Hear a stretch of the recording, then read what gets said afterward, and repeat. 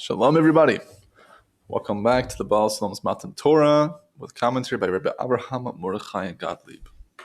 We are in the first essay of Giving, a time to act, the Baal HaSulam's mission statement as to why he decided to begin disseminating the wisdom of Kabbalah, of course, as well with reshut, from permission from heaven, so to speak. But we'll get into that as time continues.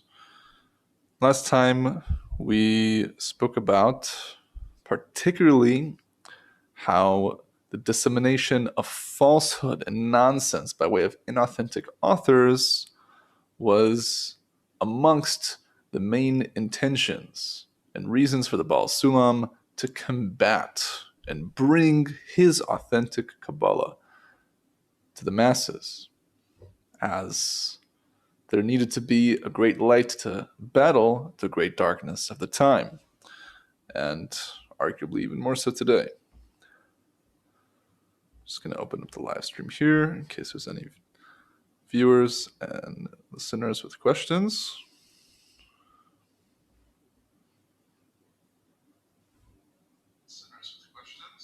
There we go. So we are towards the top of page 33. The Baal HaSulam continues. However, now that there are printing presses everywhere and authors have no need of copyists and the high price of books have been reduced, the way has been paved for irresponsible authors also to produce whatever books they fancy for whatever motive, be it for money, for honor, or the like. They do not stop to consider the nature of their work nor even glance at its consequences.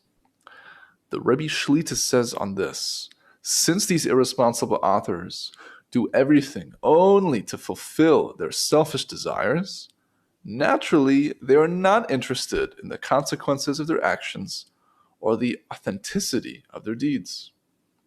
For them, the end justifies the means, and the end for them is just to fulfill their desire to receive for themselves alone. The Baal HaSulam continues, and from the time such books began to multiply, their authors, without any learning or personal instruction, literally receiving mouth to mouth from a qualified rabbi, and even without any knowledge of those ancient texts that have connection to matters of this sort, put together ideas from themselves alone or from all kinds of nonsense. They, the irresponsible authors, then claim that their words are derived from exalted matters, by which can be depicted the soul of the nation and its grand treasure. And like fools, they do not know to exercise caution. Indeed, they have no way of knowing that they've bequeathed distorted ideas for generations to come. In exchange for this satisfaction of their minuscule desires, these authors are sinning and leading astray the masses for generations. It's important to note that sinning, by the language of the Baal HaSulam, is a matter of dissimilarity of form. If one sins, they're instantly disconnected from the Creator. It's also important to note that the Baal HaSulam says that the sin itself is the punishment, because veering away from the Creator is itself a punishment by not being connected to Him. The punishment, seemingly, of the pain and suffering that comes after the fact is already considered tikkunim, which is great for us and for all of humanity. So, again, the notion of sinning is a misalignment from similarity of form, which is giving. Generally speaking, a sin is receiving for oneself alone. Obviously, that can manifest in many different parameters as it pertains to Torah mitzvot in the halacha, but that's a separate conversation. Let's read again from the top, just so we can plug in the Rebbe's commentary. And from this time, such books began to multiply, their authors, without any learning or personal instruction, literally receiving mouth to mouth from a qualified rabbi. Let's see the Rebbe Shita on this. He says on the comment, receiving mouth to mouth. This needs to be understood.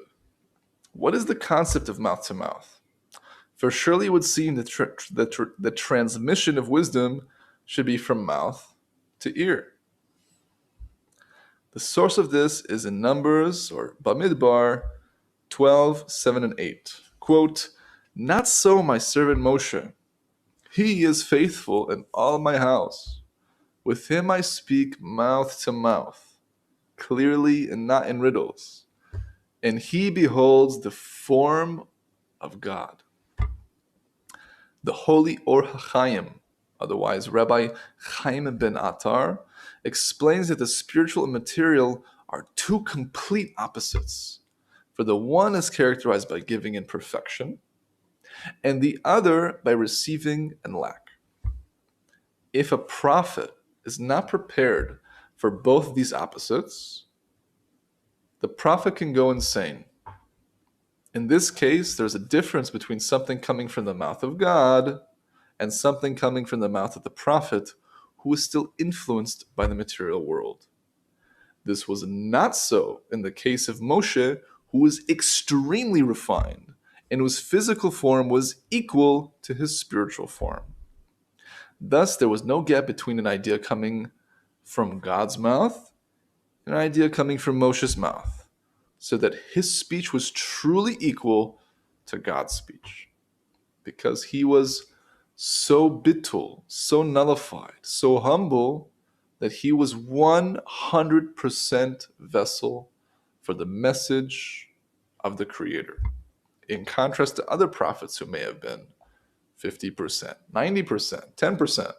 But either way, there was a mixing with the ways of the world, or just not that level of refinement. But Moshe Rabbeinu, of course, being the greatest of all time in regards to the prophets, was 100%, and therefore was given mouth to mouth, as said here.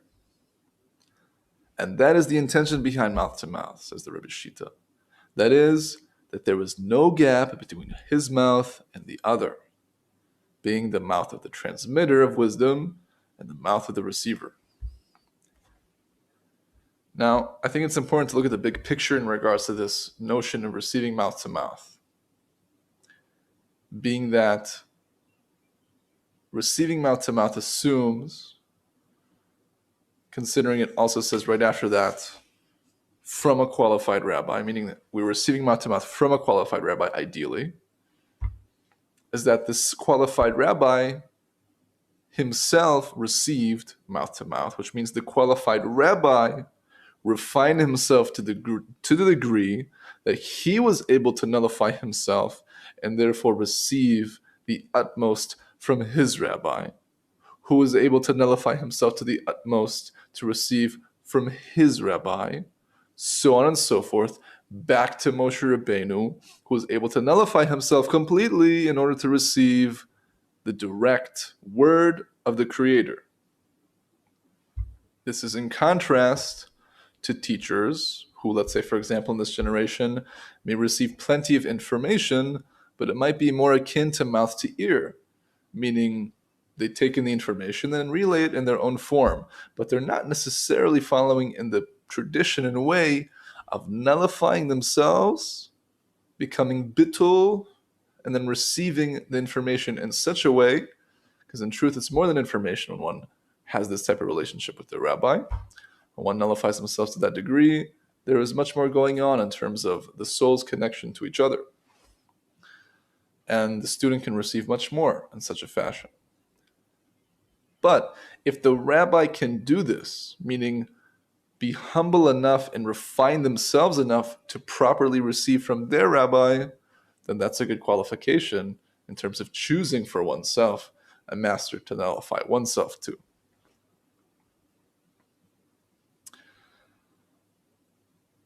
So it's important to note that in the introduction to the Zohar, the Baal HaSulam says that if one learns all of the revealed sections of the Torah, being the Talmud and its commentaries, as well as the laws and its commentaries, the halacha, but doesn't connect or learn the inner manners of the Torah, that individual is at the level of domem b'kedusha. They're at the holy inanimate level. And there's different parameters of our spiritual work being inanimate, plant, animal, speaking, and godly, which is the Yehudi, the Yisrael, the Jew. As the speaking pertains to generally desiring wisdom for wisdom's sake, whereas the Jew is at a higher level of development because the Jew desires to give, to be altruistic, and connect to the Creator, which is not necessarily the case if we take a look at the history of humanity as far as the speaking level is concerned, in contrast to the Yisrael, which is Yashar Kel, straight to God, pure intention. This is not to belittle, God forbid, the amazing scholars of the Torah who have absorbed such levels of Torah wisdom and knowledge and are able to relay with great efficiency information from the Talmud and Halacha. Because the truth is, even those individuals who are at domem b'kedusha, which is the first level on the spiritual ladder, that first level is still greater, as bitter as it is, than the majority of the people of the world. Some people are not even in the game, so to speak. They're not on the ladder. But this is also meaning to inspire us to see the greatness and importance of the inner matters of the Torah, and to what degree they can bring us to higher levels of refinement and therefore closeness to the Creator. The reason I'm bringing this is because the culture of today's Torah society is, by large and part, the revealed matters of the Torah. So to choose for oneself a rabbi who received mouth to mouth, but is only involved in relaying the revealed matters of the Torah, is logically not as efficient of a choice for one's own spiritual development to connect to and nullify oneself to, if there is an option otherwise to choose a spiritual master who is more balanced in their approach and has both soul, more importantly, and body of the Torah. Again, and from the time such books began to multiply, their authors, without any learning or personal instruction, literally receiving from mouth to mouth from a qualified rabbi. The Rebbe Shita says, a qualified rabbi. For a qualified rabbi, we find two definitions. A, if the rabbi is similar to an angel of the Lord of hosts, then seek to learn Torah from his mouth. As quoted from Moed Katan 17a, an angel of the Lord of hosts is from the prophet Malachi Navi, which in English is pronounced Malachi. That is, if the rabbi's effort is to be giving and he doesn't want to receive in any way, meaning an angel, as described in holy books, is akin to a spiritual animal. Why? An animal operates based on instinct. So to an angel, says the Baal HaSulam, are kochot of the nefesh. Angels are nothing more than mechanisms of the soul of man. Angels are, in essence, mechanisms of the Creator that are revealed within an individual's soul to assist them in their spiritual work. In truth, there is also spiritual works that speak about damaging angels, meaning kochos of the nefesh, strengths or powers of the soul that have a negative influence, that veer us away from the Creator. Regardless, there are mechanisms that are operating based on instinct because they just have a purpose. And the purpose of an angel is to serve the Creator based on its program. And that program is to be 100% giving to the Creator because that's what it's built to do. That's its programming. So if the qualified rabbi is so refined that their actions are akin to instinct in that they're already on such a high level that instinctually they're only giving and don't wish to receive, then that's a good parameter to choose for oneself, a master. And the second one, if he can clearly explain, even partially, the hidden secrets and underlying purposes of Torah in a manner that is uplifting and inspires people to serve God.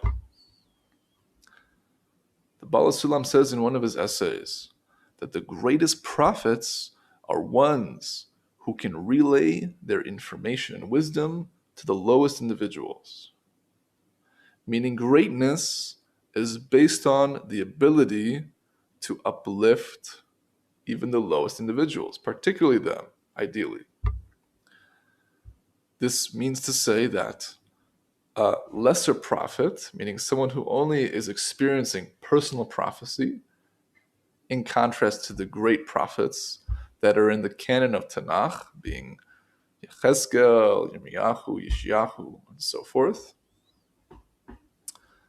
If this lesser prophet is able to relay the information that they receive from the Creator in order to uplift and inspire people who are far from the Creator and far from Torah and Mitzvot, then that prophet is greater and more successful than the great prophets who may not have had such a positive influence.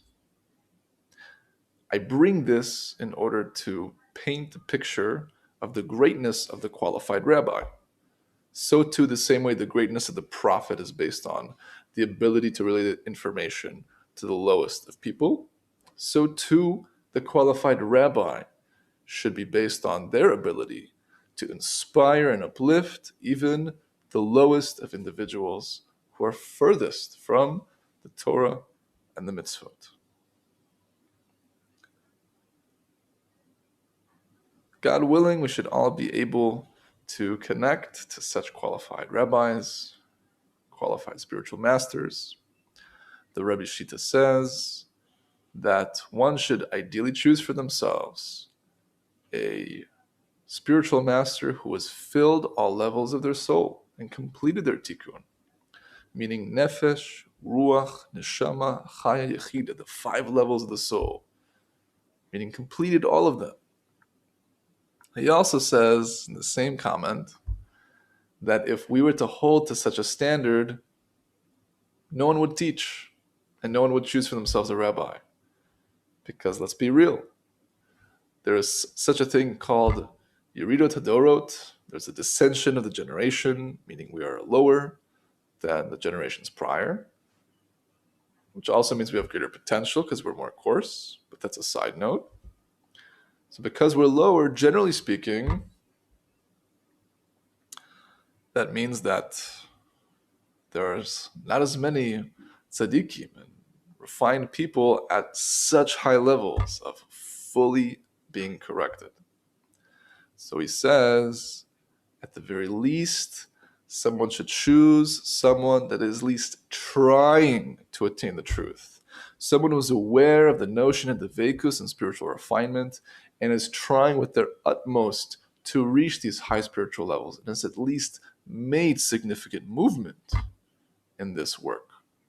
That is someone we should connect to add to this qualified rabbi parameter, which in essence is connecting to the notion of being giving and not trying to receive in any way, which assumes that level of refinement. So again, God willing, we should be able to all connect to such amazing individuals. They are out there, and if one is lacking one and desires one, then it's good to request and to pray and to speak to the Creator to provide the opportunities or to manifest such a means to connect to the spiritual masters. Because by way of connecting to those connected to the Creator, we connect to the Creator and have the means to connect more and more, slowly but surely, strength to strength. All the best. I don't see any questions here, so I'll end the class. Thanks to whoever is listening.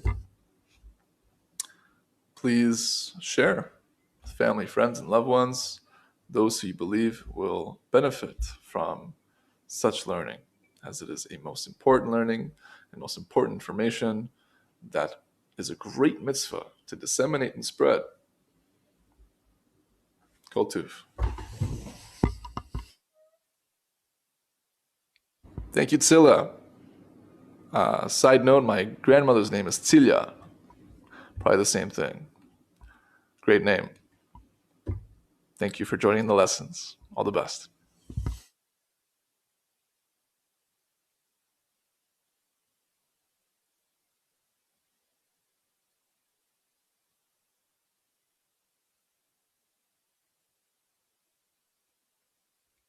Actually, before I end the class, since I mentioned my grandmother, I just thought it would be a good thing to know, since she keeps up with the lessons, that she's amazing. I love her very much. She's amongst the most righteous women I've ever met. And she should be blessed in all her ways. And everyone's families and loved ones should be blessed in all their ways continuously for all time until 120, God willing.